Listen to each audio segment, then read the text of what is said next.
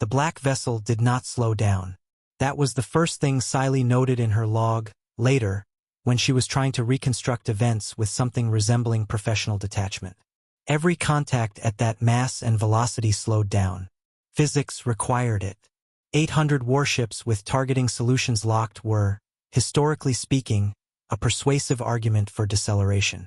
The Reckoning did not find this argument persuasive. Instead of shattering under the combined firepower of 800 warships, the black vessel's shields rippled like liquid metal, absorbing the bombardment and converting the kinetic fury into its own blinding power. The tactical displays went white. When Xylee's vision cleared, the Xylarian defense fleet was considerably smaller than it had been 30 seconds prior. And the vessel was still not slowing down. What she saw after that, I wish I could say it ended with the fleet. Stay close. The senior officers of Outpost KRYK 4 had been celebrating all week. Xylee had been on shift during the toasts, filling out anomalous contact reports nobody read, while her superiors honored the annihilation of Ethelgard with ceremonial ferment. She had catalogued the subspace frequencies the human distress signals were using because they were, from a purely technical standpoint, disruptive to her equipment calibration. The screaming interfered with her readings. She had documented this. She had not, she wants to be very clear, felt anything complicated about it. She is reconsidering that position now. The anomalous contact appeared 16 hours after the celebration and 4 hours after Commander Vorik had stopped being visibly intoxicated. It registered as a ghost reading at first, the kind junior analysts chase and file under sensor calibration anomaly. Non-event. Xylee had been halfway through typing exactly that title when the contact began accelerating.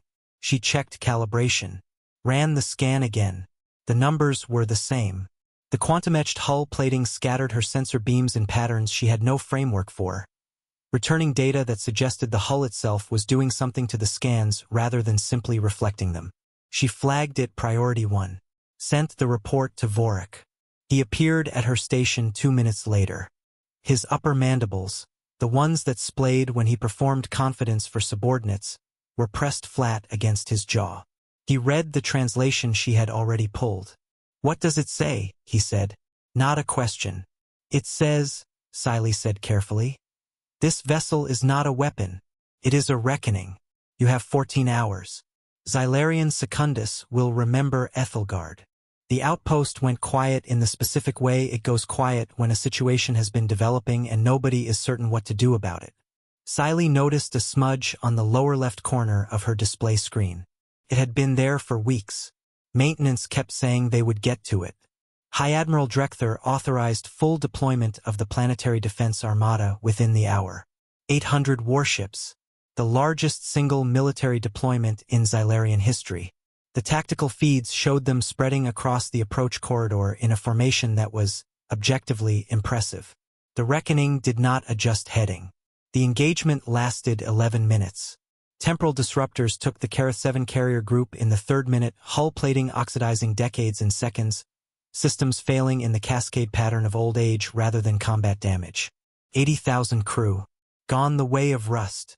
Then the nanite swarms moved through the remaining fleet like weather, and ships did not explode when they were hit. They dissolved. Quietly. The way frost leaves a window when morning comes. Xylee was filling out a report when Vorik ordered battle stations. She noted the time. She did not stop filling out the report. She is not entirely sure why. 11 minutes. Then silence, and a homeworld with nothing left between it and the black vessel. She thought about her youngest sibling, who lived in the 3rd residential district of Xylarian, Secundus, with a newly hatched clutch and a ceiling that leaked when it rained. She had been meaning to send a maintenance credit for 3 months.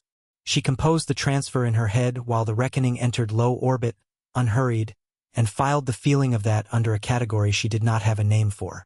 Autarch Kalen's unconditional surrender broadcast arrived on every frequency simultaneously, hijack subspace, all channels, every receiver in the system. His voice was steadier than Xylee had expected. She gave him credit for that. She also noted, because she was thorough, that he was surrendering the most powerful military civilization in the known galaxy to a single vessel crewed by, as far as anyone could determine, one woman. Commander Rostova did not respond immediately. She looked at the planet for 40 seconds. Then, Elegy Directive. Execute. Xylee watched the Galactic Council session from her console at the Apex hub feed. Representative Vance of Terra wore a small pin on his lapel. Green and blue, the colors of Ethelgard. Quantum etched along the edge in lettering she had to zoom in to read. Ethelgard. 3,412,716. The exact count. Not rounded. Vance explained that the Reckoning was a rogue commander's vessel, unauthorized, operating outside Terran military sanction. He said it in the level tone of a man who had rehearsed the distinction between official position and operational reality until the rehearsal was indistinguishable from belief.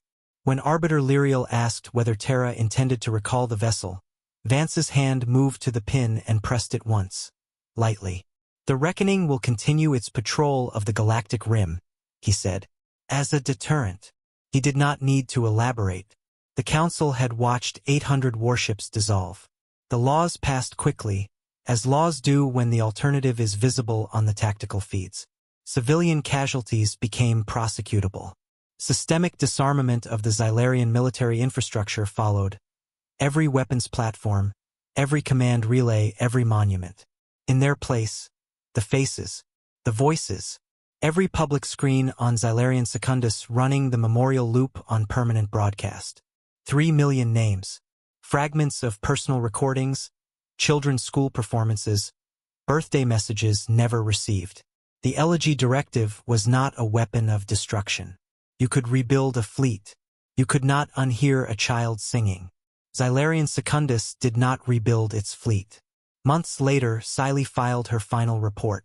In the closing paragraph, she wrote, "The contact has been reclassified. The Reckoning is not, by any functional definition, a warship. It is a monument. It moves. It patrols. It does not attack unless memory requires it." She sent the maintenance credit to her sibling. 3 months late.